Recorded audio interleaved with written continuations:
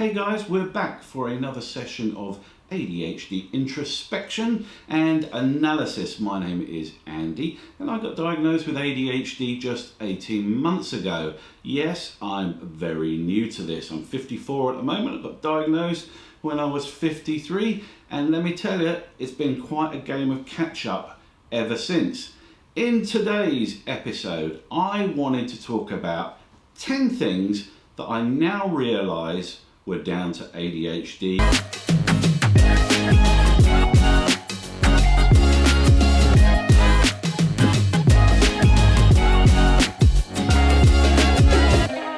So the first one is my school academic record. Yep, like most people with ADHD, my school reports were a never-ending succession of could try harder, shows intelligence but doesn't apply himself, all these kind of comments suggesting that basically I was a lazy bastard who wasn't pulling my weight and I was more than content to just sit in the classroom daydreaming my life away and not applying myself. ADHD presents itself in all sorts of ways, and my second realization about my old life was how I got segregated when I was at school. Now, as I say, ADHD presents in all sorts of different ways. Some people are kind of hyperactive side of things, some people inattentive, some people a combination of the two. I definitely had the whole menu, let me tell you. And when I was in primary school, I was extremely disruptive in the classroom, so much so that by the time I got towards the later end of the school, in fact in my last year of primary school, when I'd been about 10, 11 years old, the teacher got so pissed off with me that he moved me out of the main classroom and to my own desk out near the class toilets, completely segregated from the entire class. And that was where I spent pretty much the entire year, sat on my own, round near the bogs, just minding my own business, not really involved in anything that was going on in the classroom. That's pretty amazing, isn't it? All right, the third one is a biggie. And this was that I had two full-blown nervous breakdowns in my life. The first of which happened when I was at college, in my first year at college. And the second one happened in the workplace due to a bit of workplace bullying by my manager, but also due to the cumulative effect of my ADHD over the years.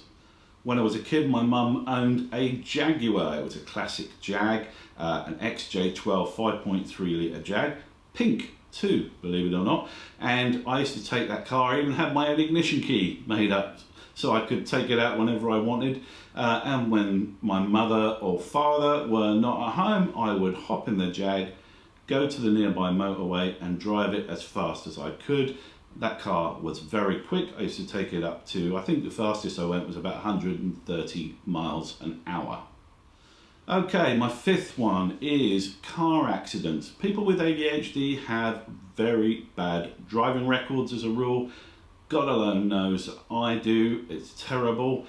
I think I'm a great driver, but I guess if you look back at the accidents I've had and the fact that I lost my license and all that kind of stuff, then I guess not. But all right, my sixth one is the sorry trail of broken relationships in my past.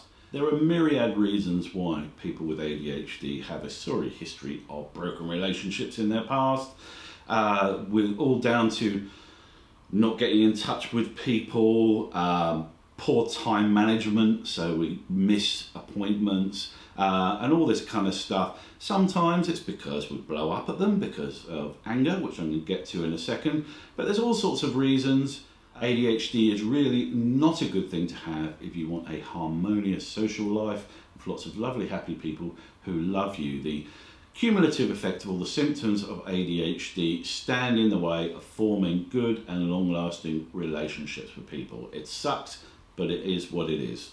All right, my seventh revelation that I realised was down to the ADHD is shoplifting.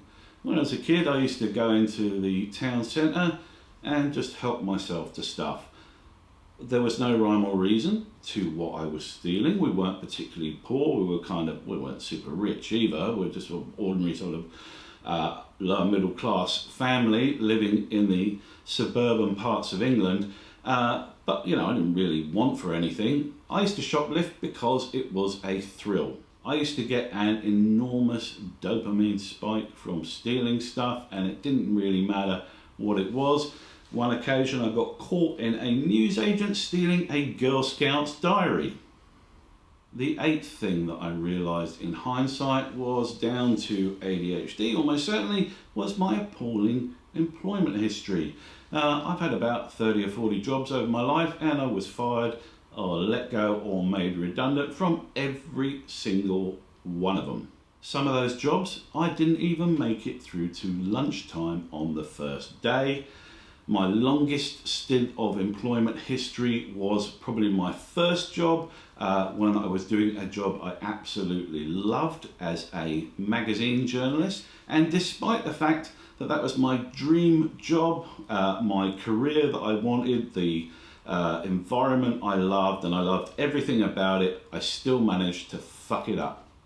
Number 9 is the sudden bursts of anger that often accompany an ADHD life. Unfortunately, that's definitely something that has figured in my life. It's the thing I hate more than anything, I guess, about ADHD. We have these sudden blow-ups, you know, where we get super angry, and unfortunately sometimes people get in the way of that and bad things happen. I haven't ever killed anyone, but I've had a few rows, let's just say. My 10th choice is my absolute lifelong hatred of people in authority. I absolutely hate being told what to do. I'm not a big fan of the police or anyone that is going to sort of stand up and tell me what I can and can't do. A job in the police would never have been for me, or the armed forces. God alone knows, not the armed forces. So that's it, guys. Those are just 10 broad subject areas that I realised in hindsight once I had received my ADHD diagnosis, and I looked back at my life and analysed everything that had gone on. Those were some of the things that stood out to me as being almost certainly down to this neurodevelopmental disorder that we suffer from. Okay guys, you know the drill. Please like, comment, subscribe. I went up to 8 subscribers and now I'm back down to 7. Thanks again guys. Catch you on the next one.